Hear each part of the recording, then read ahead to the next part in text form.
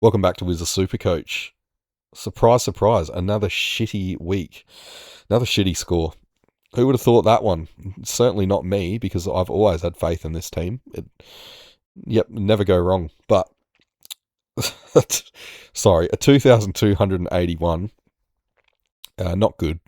But if we want to focus on the positive, it was 38,000 spots up from last week's round rank. So, not hard to do when last week's round rank was complete shit, but yeah, you can only go up, right?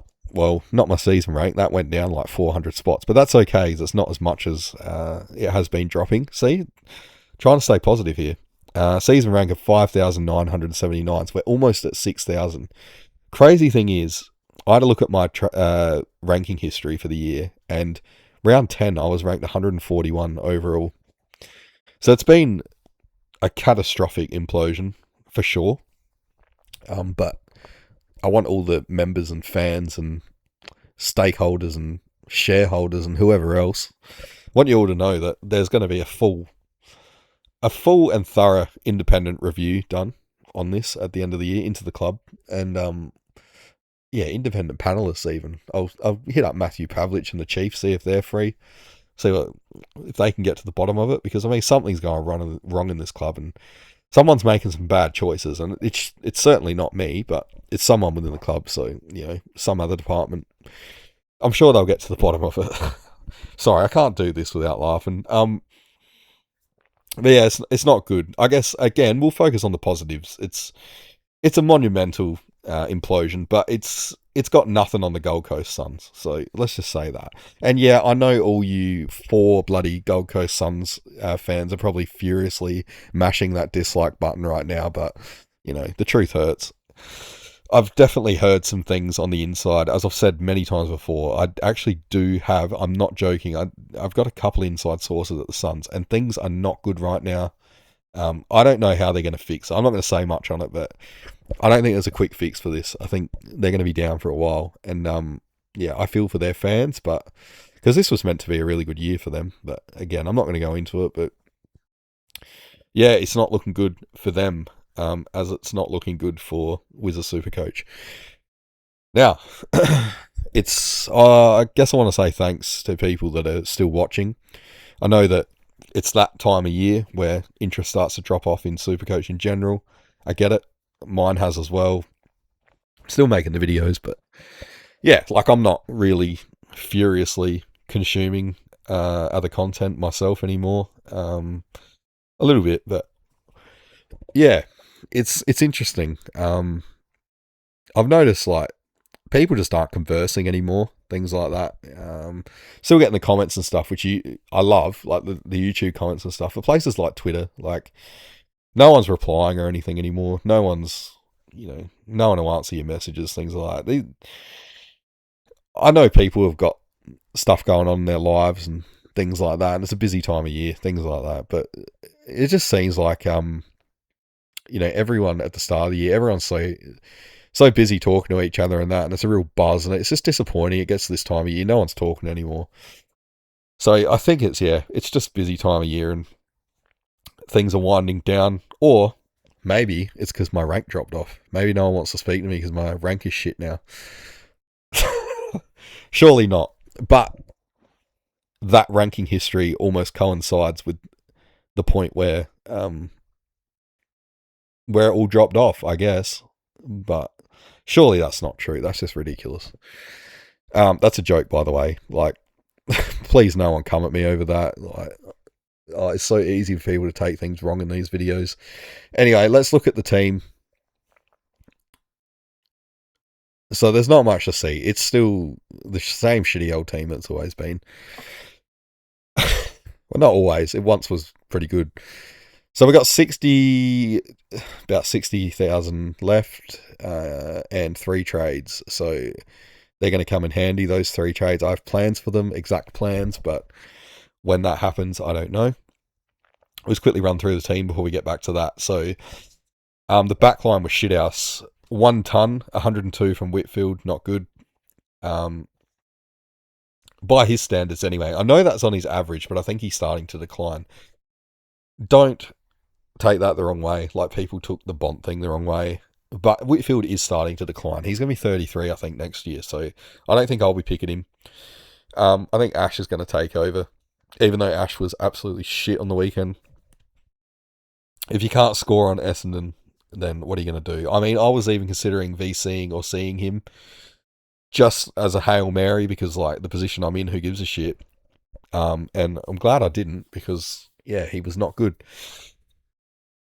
Holmes, I give a free pass to. Clark, I guess he was all right by his recent standards, but he should be.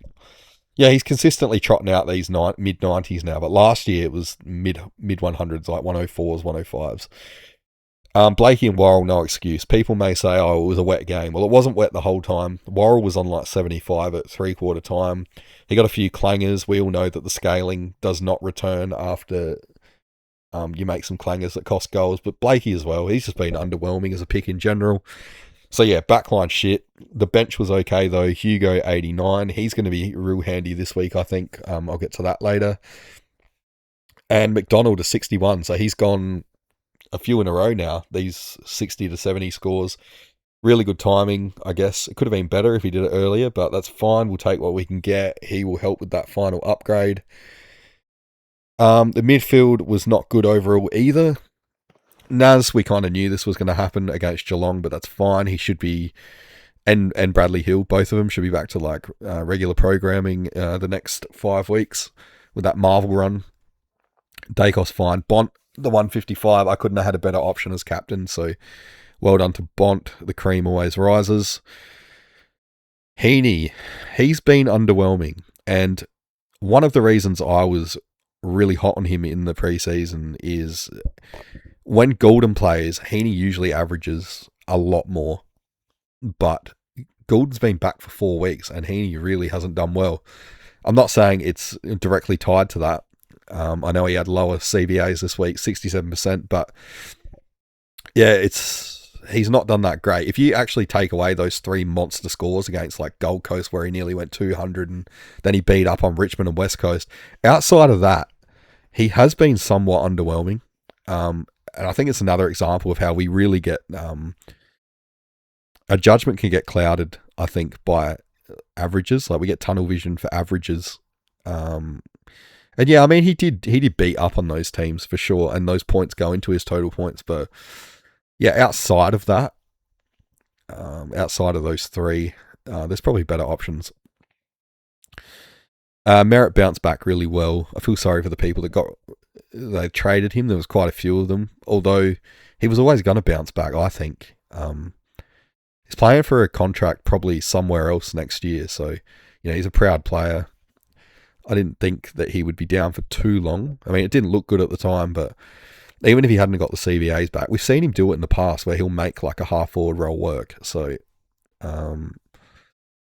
yeah, I'm amazed that people had luxury trades to be able to do that at this time of year. So, yeah, that one's got to hurt. Anderson just mediocre as he has been for the last month. Callahan's on my never again list. I think the last year was an outlier with his average. I don't think we'll see it again, unless those people that were saying he's directly tied to Tom Green, unless they're right, and in which case I don't really want a player that's directly tied to another player. So the difference, Heaney scores better with Goulden, we know that, but Heaney's average doesn't tank without Goulden. It just goes really high with Goulden, whereas Callahan looks like if it's true, it's kind of the opposite. Herbert and Franco cost me points, as they did last week as well. So last week I fielded Franco, benched Herbert. Of course, Herbert scored higher, so I swapped them, and then they went the reverse this week. It was always going to happen. It didn't matter who I put on the field. They were going to be the one that got lower. What can you do? Who gives a shit? It's like a total of 30 points lost over 2 weeks. With my rank, it doesn't matter. The ruck line, very underwhelming. Gawn gets the free pass. He's been outstanding all year. His first sub-ton, I think he got a knock, and I think he only got like 70% ruck time or whatever. So he's entitled to one shitty score. I don't care about him. He's been amazing, and he'll probably just pick it up again next week. But Cherry is just a roller coaster. I should never have brought him back in after Bloodgate, but what can you do? He's there. I've had to hold him. He was probably never going to go that big on Gorn anyway, but like I expected better than a 78. A 90 would have been acceptable. And Grundy, I thought Grundy would have done a lot better on McAndrew too, given that McAndrew is not like, he's not the most physically strong ruck around, and Grundy is very strong.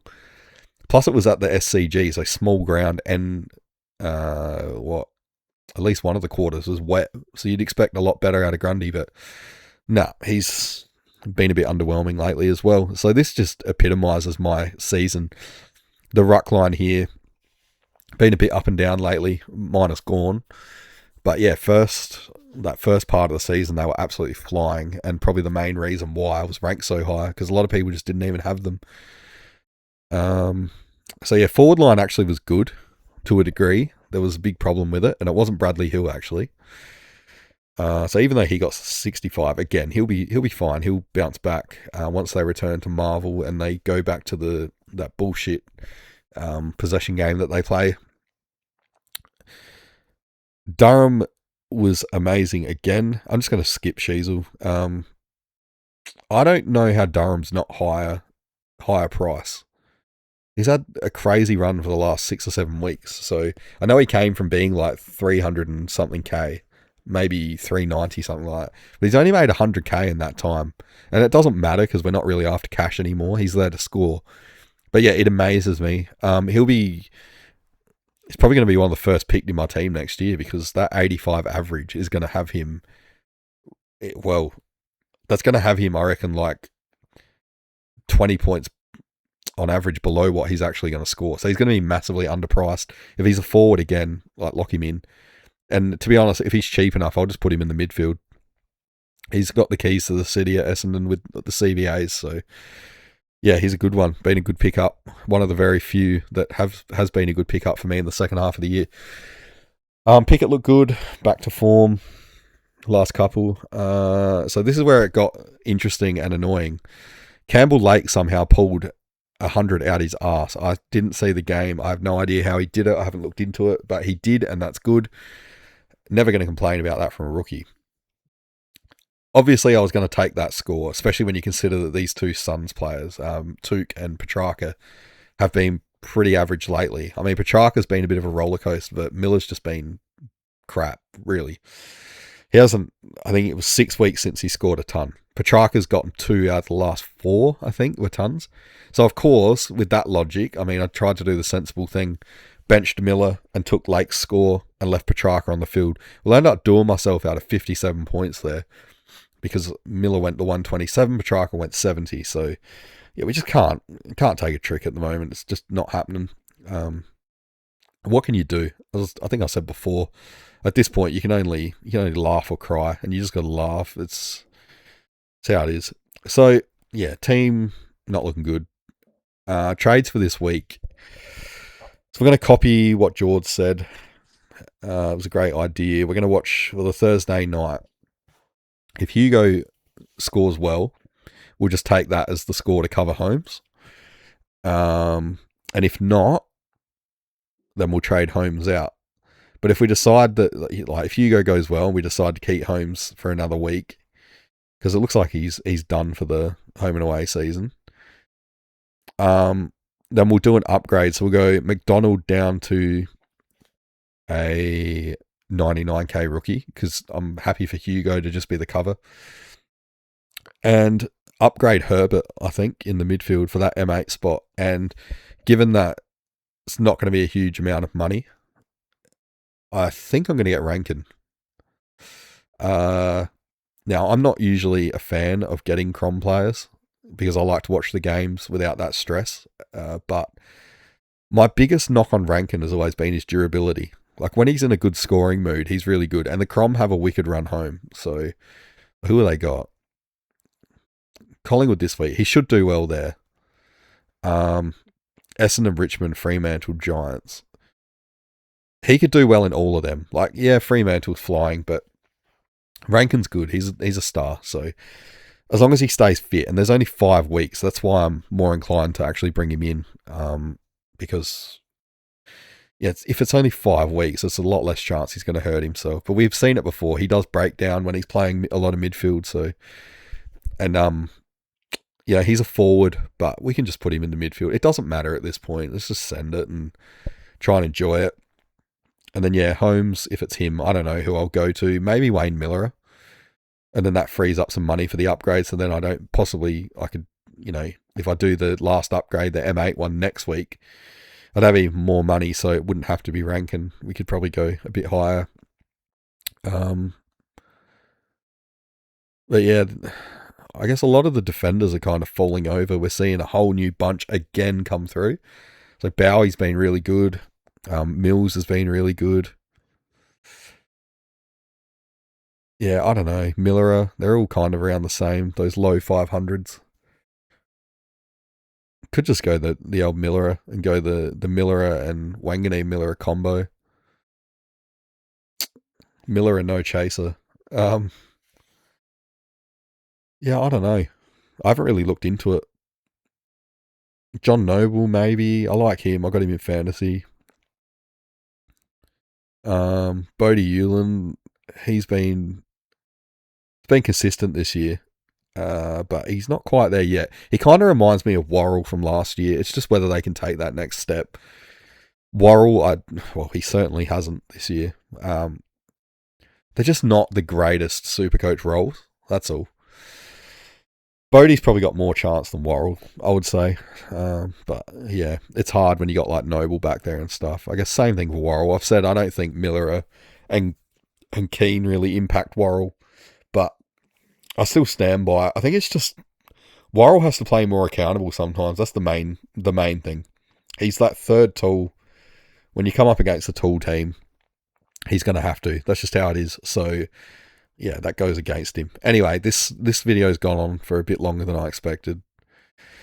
Let me know in the comments as usual how you're going and what trades you plan on making, if any. If you have homes, where are you going? And if not, just any trades really. Just let me know. And yeah, just try not to read into too much what I say in these videos because, as I said, they're like a diary. I just talk shit in here, really. It's just whatever pops in my head, so there's not really any thought behind it.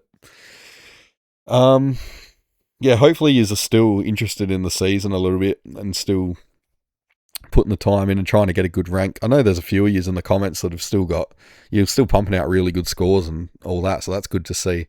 But yeah, everyone else, just try and hang in there.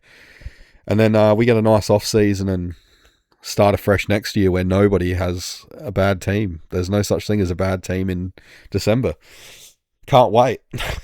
So yeah, I'll try and, whichever way I go, I'll try and do that trade video this week. Hopefully I get time.